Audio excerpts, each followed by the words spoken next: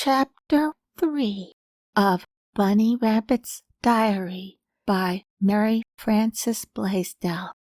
Chapter 3 A Christmas Tree. 1.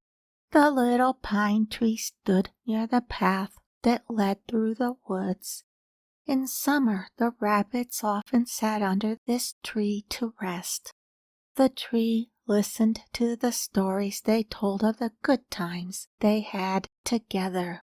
The birds flew to its branches and talked to each other about the things they had seen in the woods. Bobby Gray Squirrel and his brothers often ran up into the pine tree to play tag. But Sammy Red Squirrel knew something about this tree that no one else knew. He knew where there was a small hole in one of the branches. He found it one day when he ran up into the tree to eat a nut. And when he saw the hole, he said to himself, "That is a good place to hide some nuts for the winter." The hole was not very large, but Sammy hid 10 acorns in it. He packed them in one by one. Last of all, he put a piece of bark in the hole. "This is a good door for my storehouse," he said. "I am sure no one will find these acorns." And no one did find them. Sammy ran to the hole very often and lifted the door just a crack. The 10 little acorns were just where he had put them. "I will eat these nuts last of all," he said to himself. All through the fall, the little red squirrel hunted for nuts under the trees. Sometimes he could not find any on the ground. Then he would run round and round, hunting for holes where he had hidden acorns away. If the holes were empty, Sammy knew some other little squirrel had been there before him. And sometimes Sammy found nuts that other squirrels had stored away. The hunting was always good, and no squirrel ever went to bed hungry. But at last Jack Frost came and covered everything with snow. All the nuts and acorns were frozen into the ground, so the squirrels could not dig them out. Then Sammy went to his storehouse in the stone wall or in some old stump. At last it became very cold. North wind blew through the woods. The water in the little brook was covered with ice. The birds tried to keep warm among the branches of the evergreen trees. The rabbits slept in their warm home and did not come out very often. The squirrels slept in their nests and did not come out for days and days. Blacky Crow stayed in the deep woods where the largest trees helped to keep him warm.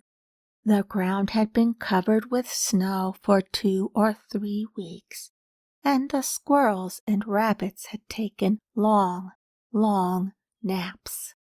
2. A few days before Christmas, Mr. Sun came up from behind the hills and shone brightly all day long. He melted the snow in the warm hollows and softened the ice on the brooks. Bunny Rabbit and his brothers came out and hopped around to find roots to eat. The squirrels ran up and down the trees and all around everywhere to find hidden nuts. All at once, Bunny Rabbit heard a noise. He sat up on his hind legs and held up his long ears. The other rabbits listened too. Sammy and Bobby heard the noise and scampered up into the little pine tree. "Bow wow wow!" barked Chip as he ran through the woods. "It's the dog!" cried Bunny. "Let's run and hide!" The little rabbits whirled around and hopped back to their house. Sammy and Bobby were safe in the tree, so they did not try to run away. They heard someone talking, and they looked to see who it was. They saw 2 children and a man. The man had an axe in his hand. The 2 children ran along the path, talking and laughing. They were looking at all the evergreen trees. "This is a good one," said the little boy. "This is a better one," said the girl, and she pointed right at the little pine tree where Sammy and Bobby were hiding. "They're going to cut down this tree," whispered Sammy. "What shall we do? What shall we do?" But the man did not cut down the tree. He looked at it and said, "That is too large for our Christmas tree. We must find one that is much smaller." So the man and the 2 children went along the path into the woods, and before long the sound of the axe rang out through the stillness. "I was never so frightened in my life," said Sammy. "I thought they were going to cut down this tree." "I thought so too," said Bobby, "but I was not frightened. I could jump to that next tree. It is not very far." "I know that," said Sammy, "but I have a storehouse in this tree." "Where is it?" asked Bobby. "I wish you would show it to me. I'm as hungry as a bear." "So am I," said Sammy. "Let's have dinner now." "We will call it a Christmas dinner. The children said this would make a good Christmas tree," said Bobby. "I wonder what a Christmas tree is like," said Sammy, as he ran along the branch to find the storehouse. Bobby followed Sammy and peeped into the hole where the 10 acorns were hidden. Sammy took out a nut, and Bobby took out a nut. They sat up on their hind legs and nibbled away happily. And as they nibbled, the man and the 2 children and the dog came back through the woods. They were dragging a little tree over the snow. The dog ran along beside them, barking loudly. "That must be a Christmas tree," said Bobby. "I wonder what they are going to do with it."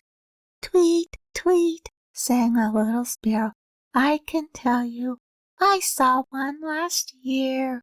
I peeped in at the window after the tree had been set up in the warm room. I saw many pretty things hanging on the branches. I saw the candles lighted, and Santa Claus came in to give away the toys to the happy children.